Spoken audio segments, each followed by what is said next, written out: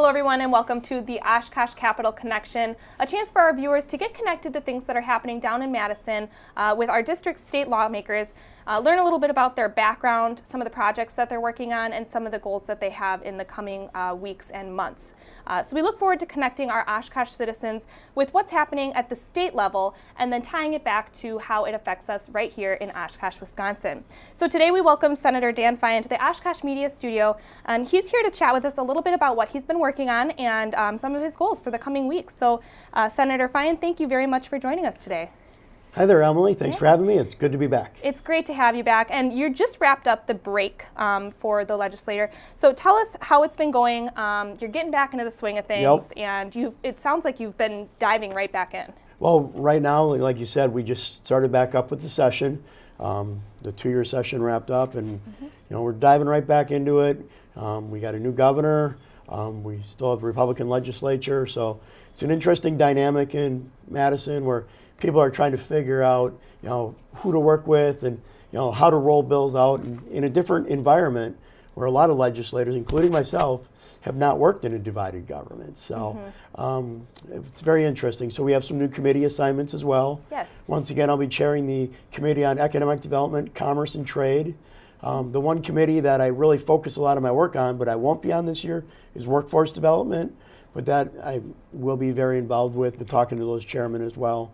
But I am on vice chair of the Utilities and Housing Committee, which I'm really looking forward to this time around. Wow. So some changes have been taking place, like you said. Some changes take place, yep. It broadens your knowledge on a lot of areas, and it helps you out there as well. So, excellent. But we continue to focus on the workforce development issues. Yes, and we look forward to hearing all of the details as you move forward in these different committees and everything, too. Sure. We know you wanted to chat about a project that was recently introduced earlier this month that your office is working on called the Pipeline Package. So maybe walk us through, Senator, how this works and what the end goal is here. Well, right now, let me do a little backstory on what is the talent. We rolled out the Talent Pipeline Package. And what we wanted to do is make sure that our employers have enough people to go to full employment here in this state. Right now, we know that their most popular sign out there is help wanted. They're looking for employees. They're looking for qualified employees. So we need everyone that's in this state to stay in this state for work. And also, if they're here for college, we want them to stay as well. So part of my Talent Pipeline Package, which we rolled out last week or the week before, it deals with workforce development, like I said. The first one is a tax credit for paid internships at local companies within Wisconsin. It pays a $2,500 tax credit to any company who has an internship as defined under law. They can have up to 40 of them. I was surprised when I started looking into internships how many some companies have. It really blew me away. And from the Fond du Lac to the Oshkosh area, you started doing some research, and a lot of companies have a lot of interns. But then there's also some companies out there that want to have interns but don't quite know how to get into it. So there's some grants out there in this pipeline package. One bill deals with grants that they'd be able to get to help with the legal, the HR, how to do it right so that they can have an intern and be fully effective within their company.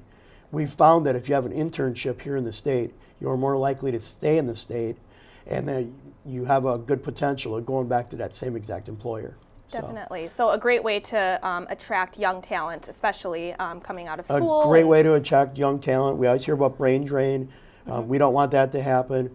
It's a good way if you're at, let's say, UW Oshkosh, and you're from even Oshkosh, let's say, but you have an internship here, and you get that first kind of a job, you might have a really great experience with it. Most likely you do. You're probably going to stay here. But it's also geared towards the kid from Illinois, Georgia, Arizona that comes to a school here in Wisconsin, gets that internship, then they stick around, then it's a win-win-win. So we get that kid from out of state to stay here as well. Wonderful. So some great initiatives for the companies. Correct, very much so. Okay. And then one of the other bills we're working on, it was a pilot program over at Lakeshore Technical College. It deals with upskilling. So if you got an employee within your company or a group of employees that they just need that one little skill to get to that next level, possibly that next pay bump as well, and to help your company along to get over that hurdle. This is an upskilling bill, and this would be grants To help with that, the employee going through it only has to pay for 10% of the cost of the education. But instead of going for a full 2-year degree or a full year program, it's an upskilling thing on this one specific area that they can go to a local technical college for and do just that, and they can be in and out relatively quickly and relatively easily and get that skill as well. And that's a great thing. Wonderful. And then the last one is something that I've been passionate about and worked on for a while with Representative Ballwig, is CTE grants, Career and Technical Education grants. What it was is in high schools, there are many, many different certificates that a student can get for everything from welding to IT skills. They get a certificate, and if it's in that field, when they graduate, the school can get $1,000. There was not enough money in that fund where they got the $1,000, so they only got like $690. So we want to put enough money in that fund to make sure that they get the full $1,000, so we can keep putting money into those programs, which are really needed out in our workforce today. Definitely. Focusing on the trade aspect and getting students involved in that. The trade aspect, the technical education, everything from IT to nursing type programs, things that are really needed out in our workforce today. Sure. Well, thank you for running us through that package plan and the goals that you have with that and all the details. Of course, this is the Oshkosh Capital Connection, so any way that you can tie this back to how this is going to affect us here in Oshkosh locally? Well, for example, Oshkosh Corporation has many, many interns, and that's just the biggest one we think about. But there are also many other littler, smaller manufacturers throughout this entire community. From Fond du Lac all the way up to Green Bay to over to the Lakeshore, this area is full of manufacturers.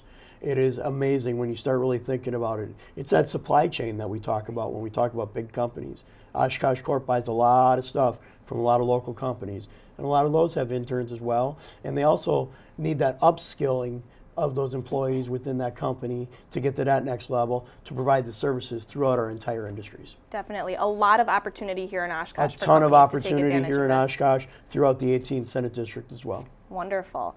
Anything else that you're working on right now, Senator Feyen, that people in Oshkosh might be interested in the coming months? Yeah, one of the things that we've been working on is, it's called the Creative Economy Grants. It deals with the arts. When they first came in and talked to me about this, I said, if you're going to sit here and talk to me about art, we need more art, I said, you're going to lose me. But if you can tie it into workforce, and then you have my attention. So they came to me, we talked about it, and what we found is that people coming out of college, they might look for the community they want to work in first instead of the job first, because there's plenty of jobs out there. So we wanted to make sure the communities are attractive, and there's some grants through this program that would have to be matched 2 to 1 with private or nonprofit donors within your community to do certain art programs that make your community more attractive for people to come live in. Very And that's cool. one that we really, really like. Some of the other stuff that I'm working on, it's not as glitzy and glamorous, but it's something that's really necessary. Dealing with sexually violent person placement. It's one of the things that we deal with a lot in the Fond du Lac County area, in the town of El Dorado, unfortunately. People do get out of prison, and they get out of the settings that they're in now, and they got to be placed back in their county. So this is dealing with how we place those back in their county. Like I said, it's not really glitzy or glamorous, but it's something that needs to be done. What we found is judges were not following the law that we passed in the last session. So we're going back and doing a cleanup on that. We're working with the counties. We sat down with Mark Harris from Winnebago County and a couple other players from Winnebago County, and we're talking to a lot of other stakeholders to make sure we get this bill right. Excellent. All very important things, Very and much so. all things that you're going to be working on in the coming weeks, among many other things, I'm sure, Oh too. yeah, definitely. But we've only got a few minutes left here, so where can people find out more about what you're working on, or if they want to contact you and ask questions, anything like that? How can we connect with you, Senator? Well, people can always reach out to my office. They can give us a call any day of the week at 608-266-5300. Even on a Saturday or Sunday, leave us a message. We will get back to you. That's why we're there. We're there to help you out, whether you've got an idea for a piece of legislation, just a comment, or you're having troubles with a state agency. That's a lot of what we deal with sometimes, and we can help you out there. Every state agency has what's called ledge liaisons. Whereas we reach out to them, we can get you through the problem a little quicker sometimes. So please feel free to reach out to us. Give us a call anytime. We also have an office in Fond du Lac. You can get a hold of us there through that same number as well. Excellent. And I also see that you have a presence on Facebook as well. So if we want to keep plugged in Yes. on what you're up to. Check us out on Facebook. Yes. Yes. Wonderful. So. Well, with that, Senator Feyen, I'd like to thank you for joining us on the Oshkosh Capital Connection, giving us a little update for the quarter here, and we look forward to having you back again soon. Well, I look forward to it, Emily. Yes. Thanks a lot. Thank you. And thank you to our viewers for taking the time to get plugged in on things that are affecting us right here locally in Oshkosh. We thank you for joining us. Make sure you check out the Oshkosh Capital Connection on Facebook, the Oshkosh Media Facebook page, and YouTube to watch and share this program, as well as other government update and community videos. You can also watch us on Spectrum Cable Channel 10, AT&T Uverse, Channel 99, Apple TV, Roku, or live on our Oshkosh Media website at oshkoshmedia.org.